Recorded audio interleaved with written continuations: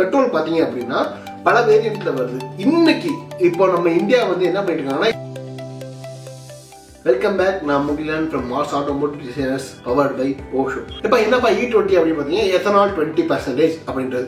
நார்மலாக பெட்ரோல் வந்து பார்த்தீங்கன்னா 91 R0, அதாவது RON சொல்லுவாங்க, R0 என்னன்னு சொல்லுவாங்க. இது என்ன அப்படின்னு பார்த்தீங்கன்னா 91 ரிசர்ச் ஆக்டேன் நம்பர்னு சொல்லுவாங்க. இதுதான் நம்ம நார்மலாக வாங்குற பெட்ரோல். இதுவே E20 அப்படின்றது இந்த 100% நம்ம பெட்ரோல் எடுத்துக்கிட்டோம்னா அது 80% பெட்ரோலும் 20% எத்தனாலும் வருது.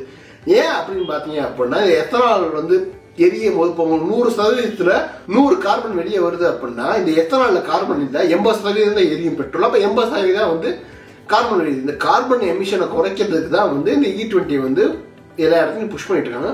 கொஞ்சம் கொஞ்சமாக அதை மாற்றிட்டு வராங்க. வர வண்டிங்களுமே எல்லாமே E20 சப்போர்ட்டிங்காக வருது. நீங்கள் பழைய வண்டி எடுத்தீங்கன்னா E20 ஓடாது, நிறைய சிக்கல்கள் வந்துடும். இப்போ இருக்கிற வண்டி பார்த்தீங்கன்னா E20 வர மாதிரி தான் கொண்டு வராங்க.